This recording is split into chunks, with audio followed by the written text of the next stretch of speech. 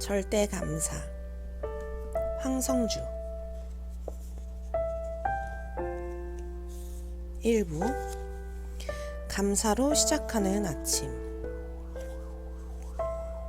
넘치는 감사의 힘. 최근 나는 주님의 은혜 가운데 진실한 감사의 능력을 체험한 경험이 있다. 어머니가 위독한 상태로 몇 번이나 자녀들을 불러 모은 적이 있었는데 고통 가운데 계셨던 어머니의 부탁은 빨리 데려가 달라고 기도하는 것이었다. 그런데도 어머니는 병석에서 가느다란 생명을 계속 유지하셨다. 2015년 4월부터 6월까지 아내와 함께 영성훈련을 받으러 하와이 열방대학 DTS를 신청했는데 문제는 어머니의 병세였다. 그러다가 주님이 아이디어를 주셔서 어머니에게 감사의 편지를 쓰고 하와이로 출발하게 됐다. 어머니가 잘 보실 수 있도록 아예 패널로 만들어서 10가지 감사 제목을 크게 적어 벽에 붙여놓았다.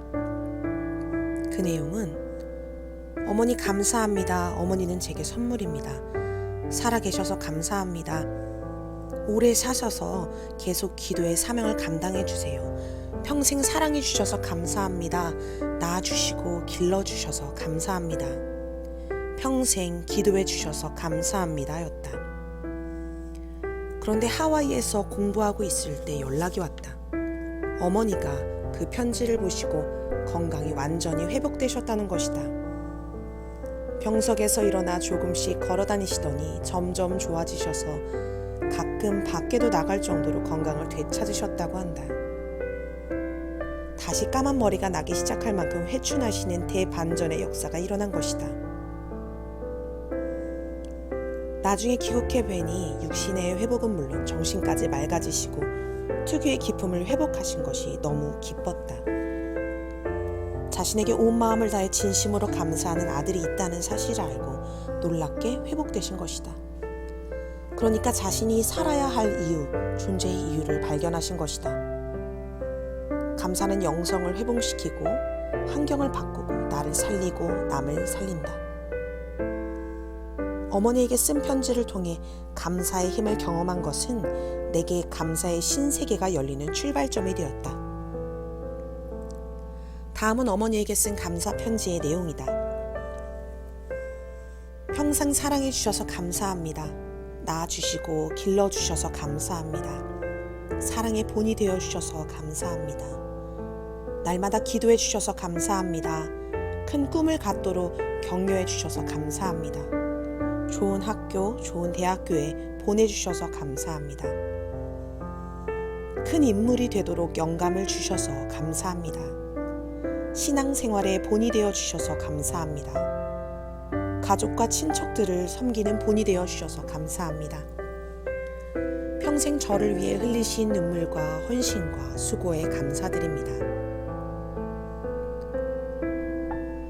부모님으로부터 10,000가지 은혜를 입었음에도 우리는 한두 가지 또는 서너 가지의 섭섭한 일로 감사하지 않을 때가 많다. 어제의 은인이 어느새 다 섭섭한 사람이 되어버렸다.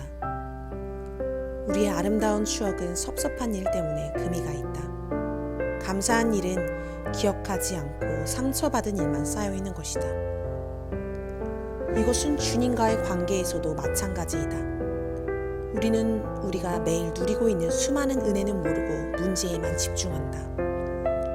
받은 축복을 세어보라. 축복에 집중하면 축복의 사람이 된다. 은혜에 집중하면 은혜의 사람이 된다.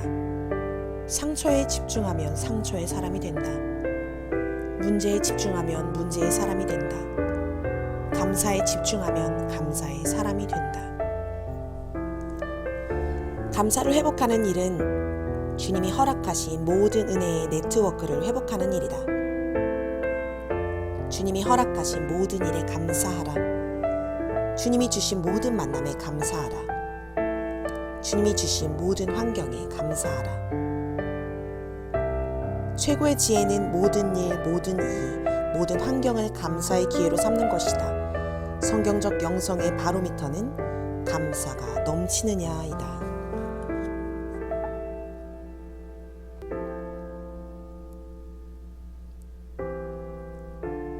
그러므로 너희가 그리스도 예수를 주로 받았으니 그 안에서 행하되 그 안에 뿌리를 박으며 세움을 받아 교훈을 받은 대로 믿음을 굳게 서서 감사함을 넘치게 하라. 골로새서 2장 6절 7절 말씀. 아버지의 장례식과 10가지 감사. 다른 사람에게 많은 상처와 고통을 주신 분, 아버지는 참으로 불행한 삶을 사셨다. 내가 5살 때쯤인가 어머니를 때리고 마당에서 피 흘리는 어머니의 머리채를 끌고 다니던 아버지의 모습을 나는 생생히 기억한다. 자아상이 막 형성될 무렵에 받은 당시 충격은 내 일생일대의 가장 큰 트라우마가 되어 전인격적인 고통과 무력감을 안겨주었다. 이런 일들은 이후에도 계속되었다. 계속 울며 아버지를 붙잡고 엄마 때리지 마! 라고 애원하는 소년. 폭력이 반복될 때마다 상처와 무력감은 쌓여만 갔다. 그 소년은 자란 후에도 내 인격과 삶 속에 성인 아이로 남아있었다. 그런데 그런 아버지가 말년에 예수님을 믿었다. 치매가 오고 있었지만 영적 갈급함도 있었던 것으로 기억한다. 아버지가 돌아가시고 나서 나는 아버지의 장례 기간 중 슬픈 찬송은 되도록 빼고 기쁨의 찬송, 감사의 찬송, 부활의 찬송을 주로 불렀다. 발인 예배 때 목사님의 허락을 받아 잠시 간증을 했다. 그때 했던 10가지 감사가 있다. 죄인 구원의 모델이 되게 하심에 감사, 31년 동안 아버지 구원을 위한 기도에 응답해 주심에 감사, 세계 선교 현장에 있을 때 부르신 것 감사, 크리스천 메모리얼 파크, 부모의 구원을 위해 금식하던 기도원에 안장되신 것에 감사, 하나님의 절대 주권에 감사, 고통으로부터 자유 주신 것에 감사, 어머니 기도에 응답하신 것에 감사, 미국에서의 안식년을 가볍게 해주신 것에 감사, 믿음이 약한 형에게 영적 도전을 주심에 감사, 천국 소망, 부활 소망을 확인시켜 주신 것에 감사, 십자가의 예수님 오른편 강도처럼 아버지도 구원받을 수 있었던 것이 감사했다. 말도 안 되는 은혜랄까? 그런데 더 감사했던 것은 이 모든 것이 주님의 절대 주권이요 절대 섭리라는 것이다. 아버지는 내게 엄청난 고통을 주셨지만 그 고통을 통해 나는 인간의 한계와 연약함, 무력함을 깊이 인식하게 되었다.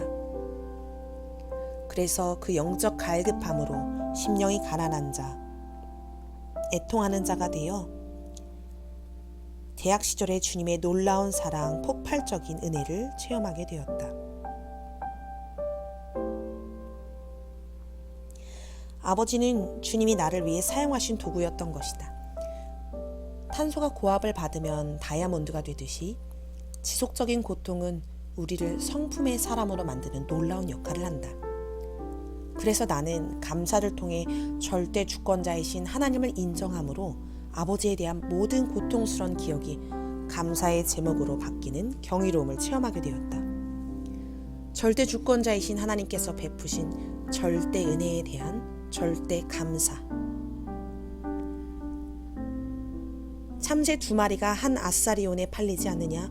그러나 너희 아버지께서 허락하지 아니하시면 그 하나도 땅에 떨어지지 아니하리라. 너희에게는 머리털까지 다 세신 바 되었나니. 마태복음 10장 29절 30절 말씀.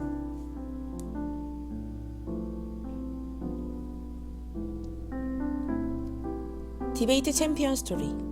미국 보스턴에 미국 법인과 동역하고 있는 한 집사님이 계신다. 몇 년 전 일이다.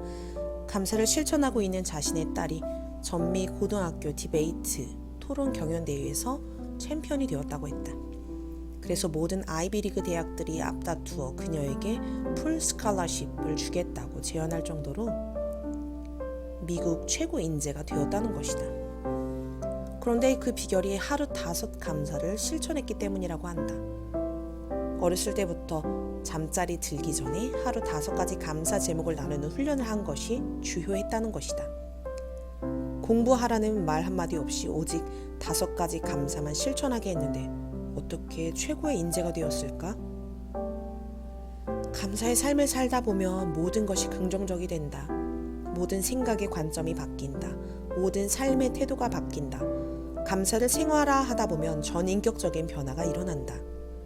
모든 일에, 모든 이에게, 모든 환경에 감사하게 된다. 아침에 일어나면서부터 감사거리를 찾게 된다.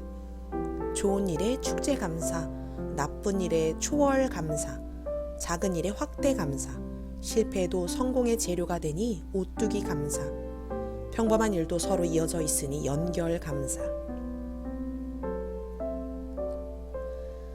감사의 삶을 살다 보면 고도의 지혜와 통찰력, 창의력, 분석력, 포용력이 생긴다. 또 긍정적인 자아상을 갖게 되어 아름다운 성품이 개발되고 대인관계 능력이 생긴다. 나는 이 이야기를 들으며 사람의 성품과 삶을 바꾸는 최대 원동력은 감사의 능력이라는 확신을 갖게 되었다. 최고의 자녀 교육 비결은 감사를 실천하는 것이다.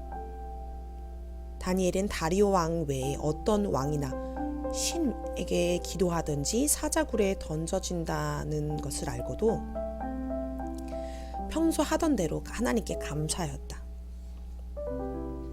다니엘을 최고의 지혜자로 만든 것은 감사의 습관이었다.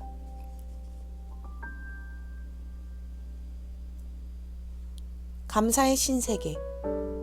나와 비슷한 세대에는 귀한 멘토가 많았고 그것이 축복이었다. 나에게도 김준권 목사님, 이건호 박사님, 강원희 선교사님, 앨리스 포터 간사님, 하용조 목사님, 루이스 부시 박사님과 같은 분들이 계셨다. 그 중에서도 나는 빌 가스드 박사님을 잊지 못한다. 2011년 8월 빌 박사님의 베이직 세미나를 동영상으로 시청했을 때 그 충격은 정말 대단했다. 모든 짜증거리는 감사의 제목이다. 짜증 요인을 감사 제목으로 바꿔라. 범사에 감사하라. 이 말이 무슨 뜻인지 처음으로 깨닫게 해주신 분이 바로 빌 박사님이다. 그 후에 우리 공동체의 리더들을 데리고 그분이 사역하시는 시카고 IBLP 훈련원에 가서 더 큰 도전과 영향을 받기도 했다.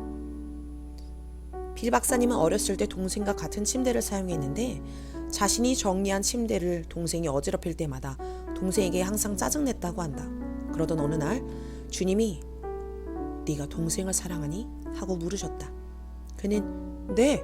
라고 대답했고 주님은 다시 한번 이렇게 말씀하셨다. 그러면 네가 매일 이불을 정리해 주어서 동생을 사랑한다는 것을 증명해 주지 않겠니? 그런데 네! 라고 대답하려니까 이러다 평생 이불을 정리해야 하면 어떡하지? 하는 생각에 겁이 나는 것이다. 그 마음을 아시고 주님은 네가 매일 이불을 정리함으로써 동생을 평생 사랑한다는 것을 증명해 보아라 하고 다시 말씀하셨다. 그는 자신의 권리를 내려놓고 동생을 사랑하기로 작정했고 그러자 동생에 대한 짜증도 사라졌다. 빌 박사님은 동생을 사랑의 눈으로 바라보게 되면서 동생이 스스로 이불을 정리하기 시작했고 그 후로 모든 짜증거리에 대해 감사하면서 놀라운 영적 성장을 경험하셨다고 간증하셨다. 그리고 이 간증은 나에게 큰 도전이 되었다. 대부분 짜증은 자신의 안전이 위협받을 때 생긴다. 즉 나쁜 스트레스와 신경질, 짜증, 분노가 일어나는 것은 누군가 내 권리를 침해했을 때다. 사람은 무언가 뺏겼을 때 큰 상처와 고통과 박탈감을 느낀다. 생존과 안전을 위협받게 되면 매우 위축되고 당혹감과 좌절감을 느낀다. 그래서 왜곡된 반응을 할 수밖에 없다. 마땅히 내가 향유해야 할 권리를 누리지 못할 때, 내가 받아야 할 정당한 대우를 받지 못할 때 내면 세계에 분노가 생긴다.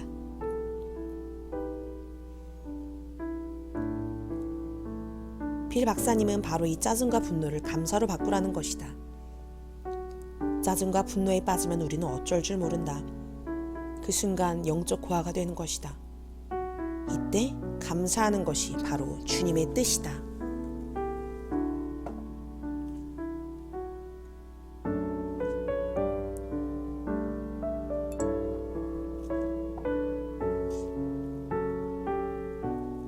범사에 감사하라. 이것이 그리스도 예수 안에서 너희를 향하신 하나님의 뜻이니라. 데살로니가 전서 5장 18절 말씀. 빌 박사님의 강의에 등장하는 한 자매의 간증이다. 자기보다 몸집이 훨씬 큰 동생이 자기 옷을 몰래 가져다 입고 옷장에 팽개쳐 놓는 일이 자주 있었다고 한다.